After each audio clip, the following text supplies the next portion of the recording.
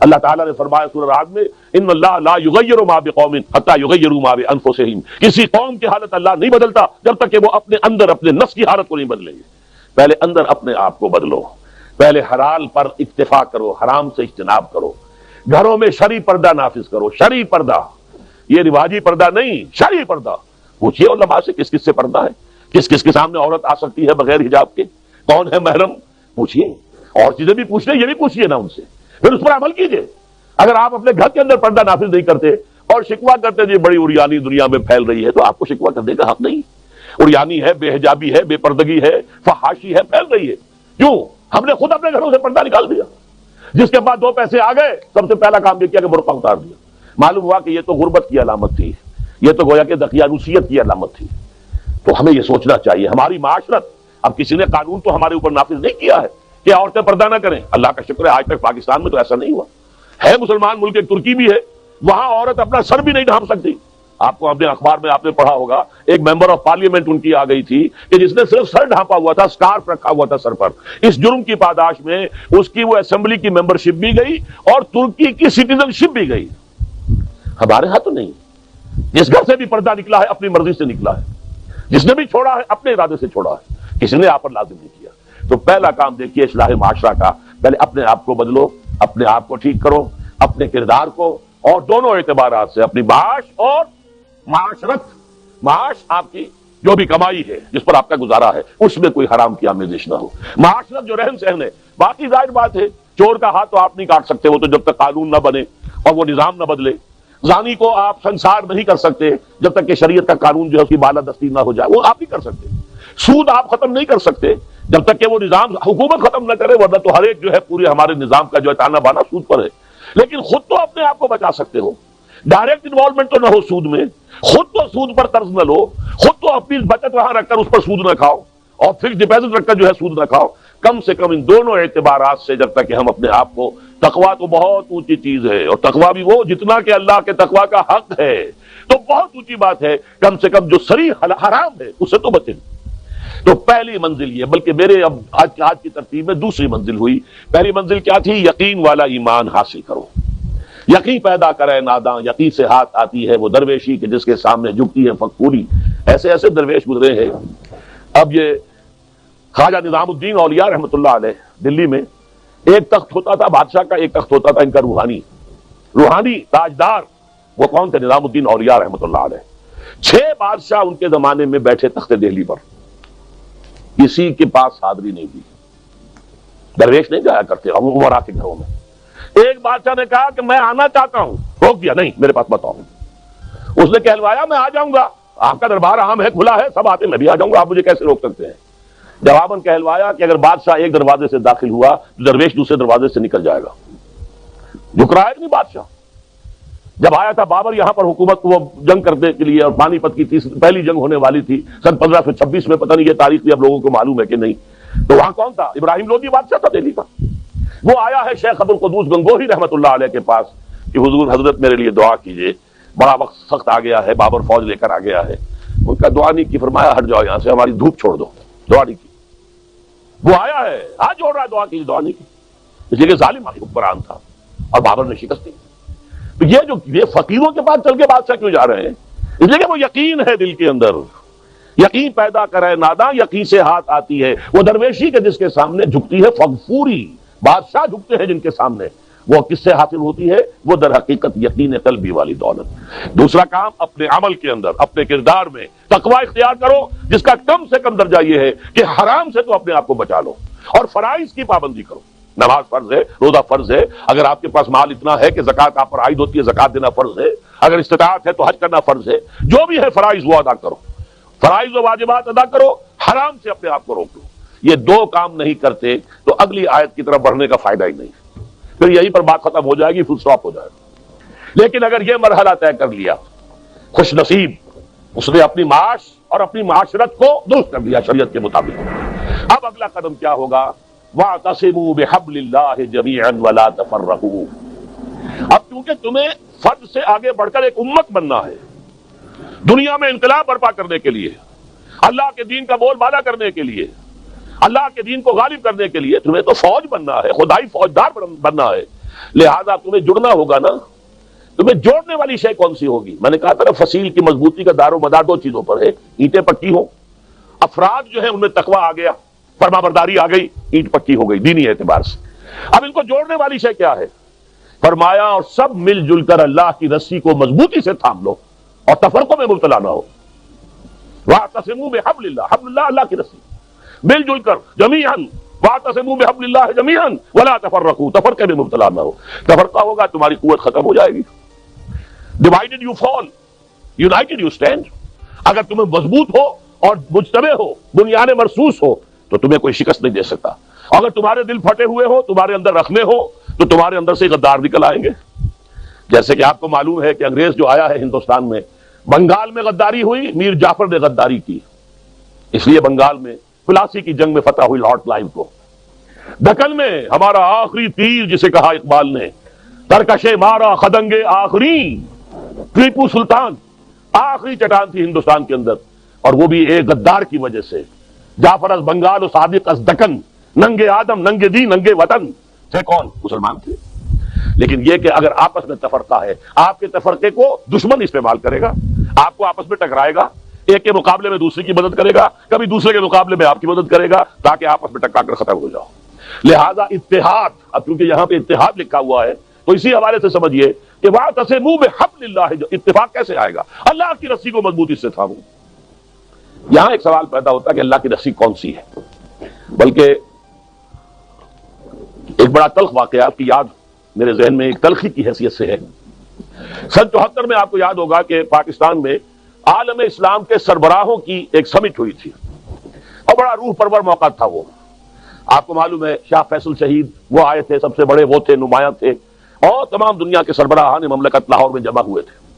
اس وقت یہ آیت واعتصموا بحبل اللہ جمیعا ولا تفرقوا، بڑے بڑے بینرز لاہور میں لگے ہوئے تھے، ہر رکشہ کے پیچھے آیت لکھی ہوئی ہے، ہر ٹیکسی کے پیچھے لکھی ہوئی ہے واعتصموا بحبل اللہ جمیعا ولا تفرقوا۔ تو میں گیا تھا مکتبہ جدید پریس ہے لاہور میں، کچھ مجھے چھپوانا تھا، وہاں پر ہی آزاد کشمیر کے ایک آئے ہوئے تھے انفارمیشن ڈپارٹمنٹ کے بڑے افسر، اور یہ واقعہ ابھی میں بیان کر کے آیا ہوں 3-4 روز پہلے۔ سردار عبدالقیوم جو صدر ہوتے تھے اس وقت، وہ اس وقت صدارت کر رہے تھے جب میں نے واقعہ سنایا کہ یہ آپ کے صدارت کے دور کا واقعہ ہے، کیونکہ وہ یادداشت پیش کرنا چاہتے تھے کشمیر کے مسئلے پر تمام سربراہان جو تھے مسلمان ان کے سامنے، تو وہ بھی چھپانے کے لیے آیا ہوا تھا۔ لیکن اس شخص نے اس قدر ملحدانہ بات کی وہاں، آزاد کشمیر حکومت کا ذمہ دار افسر، یہ کیا محمل بات ہے؟ اللہ کی رسی کہاں ہے؟ وہ رسی کون سی رسی؟ کہاں سے تھامے؟ کس کو تھامے؟ یہ تو کلام محمل ہے، اس کا مطلب ہی کچھ نہیں۔ انا للہ، اور میں سنا کے آیا ہوں یہ ہے آپ کے زیر سرپرستی، آپ کی بیوروکریسی جو ہے اس کی ذہنیت کیا تھی، اس کا نتیجہ میں آپ کے سامنے رکھ رہا ہوں۔ بہرحال یہ سوال پیدا ہوتا ہے کہ حبل اللہ سے مراد کیا ہے؟ اس کی جب یہ بات اصولاً سمجھ لیجئے، قرآن مجید میں جہاں وضاحت کی ضرورت ہوگی تو یہ فرض منصبی ہے محمد الرسول اللہ صلی اللہ علیہ وسلم کا کہ آپ اس کو واضح کریں۔ انزلنا الیک الذکر لتبین للناس ما نزل الیہم، اے محمد یہ الذکر، یہ قرآن ہم نے آپ پر نازل کیا ہے تاکہ آپ لوگوں کے لیے واضح کریں اس شے کو کہ جو ہم نے ان کے لیے اتاری ہے۔ قرآن تو اتارا ہے ہم نے لوگوں کے لیے، ہدی للناس اتارا ہے آپ پر، تو صرف آپ کے لیے تو نہیں ہے نا، لوگوں کے لیے ہے۔ تو لوگوں کو آپ یہ کتاب پہنچائیں، اور جہاں اس کی وضاحت کی ضرورت ہو وضاحت کریں۔ جیسے ایک استاد جو ہے کتاب پڑھا رہا ہے، ٹیکسٹ پڑھا رہا ہے، لیکن تشریح بھی تو کرتا ہے نا۔ حضور نے فرمایا، حضرت علی رضی اللہ تعالیٰ عنہ سے روایت ہے، فرماتے ہیں کہ ایک موقع پر حضور نے فرمایا انہا ستکون فتنۃ، حضور نے خبر دی ان قریب ایک بہت بڑا فتنہ رونما ہوگا۔ فقلت، حضرت علی فرماتے ہیں میں نے عرض کیا مل مخرج منہا یا رسول اللہ، اے اللہ کے رسول یہ فرمائیے اس فتنے سے نکلنے کا راستہ کون سا ہوگا؟ یہ مخرج بڑے بڑے حالوں میں لکھا ہوتا ہے ایگزٹ، اور عربی میں مخرج لکھا ہوتا ہے عرب ممالک میں سرخ روشنی کے ساتھ، یا فرض کیجیے ہال کے اندر کوئی دھماکہ ہو جائے یا کوئی بجلی فیل ہو جائے تو دوڑو ان کی طرف، نکلنے کے راستے، یہ مخرج اسے کہتے ہیں۔ تو آپ دیکھیے یہاں پر ایک نقطہ ہے سمجھنے کا، حضرت علی نے یہ نہیں پوچھا کہ یہ فتنہ کب ہوگا، کیوں ہوگا، کدھر سے آئے گا، کیسے آئے گا، فتنے کی شکل کیا ہوگی، کچھ نہیں پوچھا۔ ہم ہوتے تو یہ پوچھتے، حالانکہ یہ ساری چیزیں ہیں علمی معلوماتی، اصل عملی مسئلہ یہ کہ اس فتنے سے نکلنے کا راستہ کون سا ہوگا۔ کیونکہ صحابہ کرام کا معاملہ جیسا کہ میں نے عرض کیا، وہ جو سنتے تھے قرآن سنے یا حدیث سنے، پہلے عمل کی بات سوچتے تھے۔ تو پوچھا بل مخرج منہا یا رسول اللہ، اب آپ نے فرمایا کتاب اللہ، فتنوں سے بچانے والی اللہ کی کتاب ہے۔ فیہ خبر ما قبلکم ونبأ ما بعدکم وحکم ما بینکم، اس تو اللہ کی کتاب میں قرآن میں تم سے پہلی قوموں کے حالات بھی ہیں، تمہارے بعد میں آنے والی قومیں ان کے حالات بھی ہیں، اور تمہارے مابین جتنے اختلاف ہوں گے ان کا حل بھی موجود ہے۔ وَهُوَ الصِّرَاطُ الْمُسْتَقِيمُ وَهُوَ الذِّكْرُ الْحَكِيمُ وَهُوَ حَبْلُ اللَّهِ الْمَتِينُ، یہی قرآن جو ہے یہ صراط مستقیم ہے، یہی ذکر حکیم ہے، یہی اللہ کی مضبوط رسی ہے۔ یہ ہے وہ بات کہ جو حضور نے واضح کر دی، وَاعْتَصِمُوا بِحَبْلِ اللَّهِ جَمِيعًا، پکڑ لو قرآن کو مضبوطی کے ساتھ۔ سیمنٹ سبسٹنس جو ہے وہ قرآن ہے جو تمہیں جوڑے گا۔ ایک اور حدیث ہے وہ حضرت عبداللہ ابن مسعود سے ہے کہ حضور نے فرمایا القرآن حبل اللہ الممدود من السماء الى الارض، یہ قرآن اللہ کی رسی ہے جو آسمان اور زمین کے درمیان تنی ہوئی ہے۔ ایک اور حدیث اس سے بھی پیاری ہے، موجم طبرانی کی جو بڑی موجم ہے، موجم کبیر، اس میں نقشہ کھینچا گیا ہے کہ ایک روز حضور اپنے حجرے سے برآمد ہوئے، آپ نے دیکھا مسجد نبی کے ایک کونے میں لوگ بیٹھے ہوئے قرآن پڑھ رہے ہیں، مذاکرہ کر رہے ہیں، ایک دوسرے سے سمجھ رہے ہیں۔ آپ کے چہرے پر بشاشت کے آثار ظاہر ہوئے، خوشی کے کہ میرے امتی صحیح اور بہترین کام کر رہے ہیں بیٹھے ہوئے۔ آپ چل کر آئے قدم بقدم، آپ نے بڑا پیارا سوال کیا، الستم تشہدون اللہ الہ الا اللہ وانی رسول اللہ وان ھذا القرآن جاء من عند اللہ، کیا آپ لوگ اس کی گواہی نہیں دیتے کہ اللہ کے سوا کوئی معبود نہیں اور میں اللہ کا رسول ہوں اور یہ قرآن اللہ کے پاس سے آیا ہے؟ سب کا جواب کیا؟ بلا یا رسول اللہ، بلا یا رسول اللہ کے رسول، یقیناً ہم گواہ ہیں اس پر۔ اب آپ نے فرمایا فاستبشروا، تو خوشیاں مناؤ، جشن مناؤ، فإن هذا القرآن طرفه بأيديكم وطرفه بيد اللہ، یہ قرآن وہ شے ہے جس کا ایک سرا تمہارے ہاتھ میں ہے اور ایک سرا اللہ کے ہاتھ میں ہے۔ اس کو تھامو، اس کو مضبوطی سے تھامو۔ علامہ اقبال نے کہا ہے، ہمارے میں دیکھتا ہوں مفسرین نے بہت سے آراء دے دی ہیں، اسلام ہے یا کلمہ شہادت ہے، یہ جو ہے حبل اللہ، لیکن یہ کہ حضور کی اس قدر واضح اس تصریحات کے بعد بھی ہم کوئی اور معنی تلاش کریں تو میرے خیال میں زیادتی ہے۔ علامہ اقبال نے صحیح کہا ہے، از یک آئینی مسلمان زندہ است، مسلمان کی زندگی ہی اس سے ہے کہ اس کے پاس ایک آئین ہے، قرآن ہے۔ قائد اعظم نے بھی فرمایا تھا جب ان سے پوچھا گیا کہ پاکستان تو آپ بنانا چاہتے ہیں، اس کا دستور کیا ہوگا؟ فرمایا ہمارا دستور قرآن ہے، 1400 برس سے طے ہے، ہمیں کوئی نیا دستور بنانے کی ضرورت نہیں۔ اب یک آئینی، ایک آئین ہے ہمارا، اب یک آئینی مسلمان زندہ است، پے کرے ملت سے قرآن زندہ ہست، یہ جو پیکر ہے میرا، اس میں میری روح ہے، میری زندگی ہے، اس سے میں زندہ ہوں نا، وہ نکل گئی تو یہ لاش ہے، سڑ جائے گی، اسے جلدی سے قبر میں اتار دینا۔ تو پے کرے ملت سے قرآن زندہ ہست، قرآن کی وجہ سے ملت جو ہے اس کے جسم میں جان ہے۔ ماں ہما خاک کو دلے آگاہ اوست، اعتصامش کن کہ حبل اللہ اوست، ہم تو مٹی کے مانند ہیں، دل کی حیثیت قرآن کی ہے، ہمارے یہ وجود کے اندر جو مٹی سے بنا ہوا ہے، یہ قلب ہے جس میں روح ہے، روحانیت ہے ہماری، تو قرآن جو ہے جسد ملی میں اس کی روح کے مانند ہے۔ ماں ہما خاک کو دلے آگاہ اوست، اعتصامش کن کہ حبل اللہ اوست، مضبوطی سے تھامو اس کو کہ یہ ہے حبل اللہ۔ اب میں ذرا اس کی توضیح بھی کر دوں، یہ قرآن کے حبل اللہ ہونے کا مطلب کیا ہے؟ دیکھیے اتحاد جو ہے، لکڑیوں میں اتحاد ہو جائے گا، رسی سے باندھ دیجیے متحد ہو گئی۔ وہ بڈھے کی وہ جو نصیحت تھی اپنی اولاد کو کی تھی، وہ سنی ہوگی، بچپن میں پڑھی ہوگی کہ مرتے ہوئے اپنے بیٹوں کو اس نے سبق سکھانا چاہا، یہ خپشیاں جو ہوتی ہیں، بڑی پتلی پتلی لکڑیاں، ان کو جمع کیا، رسی سے باندھا، ذرا توڑو اس کو، سب نے زور لگایا، نہیں ٹوٹی۔ پھر کہا اچھا انہیں کھول دو، علیحدہ علیحدہ کر دو، علیحدہ، اب سب کو توڑ دیا آرام سے۔ تو بتایا دیکھو اسی طرح بندھے رہو گے تو تمہیں کوئی توڑ نہیں سکے گا، شکست نہیں دے سکے گا، اگر علیحدہ ہو گئے، متفرق ہو گئے تو ایک ایک کر کے تمہیں توڑ دے گا دشمن۔ اسی طریقے سے در حقیقت اگر ہم یکجا یقینی لکڑی کو جمع تو رسی سے، اب انسانوں کا جو ہے جوڑنا، انسان کسے کہتے ہیں؟ حیوان عاقل ہے، انسان کا فکر ہے، اس کی سوچ ہے، اس کے نظریات ہیں، اس کے افکار ہیں، اس کے عقائد ہیں، انہی کی بنیاد پر پھر اس کے مقاصد وجود میں آتے ہیں۔ جب تک ان چیزوں میں ہم آہنگی نہیں ہوگی، ہمارے نظریات بھی ایک ہوں، ہمارے مقاصد بھی ایک ہوں، جب تک نظریات اور مقاصد کی ہم آہنگی نہیں ہوگی، انسانوں میں اتحاد ممکن نہیں ہے۔ واعظ کہتے رہیے، کتنا ہی کہہ لیجئے اتحاد ہونا چاہیے، اتحاد میں برکت ہے، سب صحیح ہے، ہوگا نہیں اتحاد۔ اتحاد ہوگا کس سے؟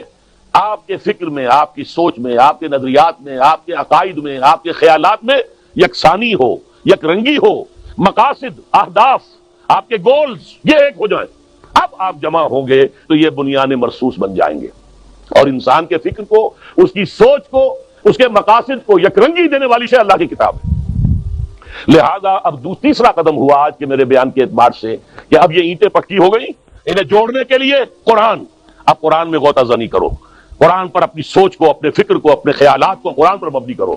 قرآن سے عزائم حاصل کرو، ارادے حاصل کرو، اپنے مقاصد کا حصول قرآن سے کرو، اپنی منزل کا تعین قرآن سے کرو، تب تم سب کے سب آپس میں جڑ جاؤ گے۔ اس آیت میں آگے چل کر صحابہ کرام، خاص طور پر انصار پر اللہ کا جو بڑا احسان ہوا تھا وہ گنوایا گیا، اس لیے کہ حضور کے یثرب آنے سے پہلے وہاں کے جو دو بڑے قبیلے تھے وہ آپس میں بڑے جنگ کرتے تھے، اوس اور خزرج کے مابین 100 سال سے قبائلی جنگ جاری تھی۔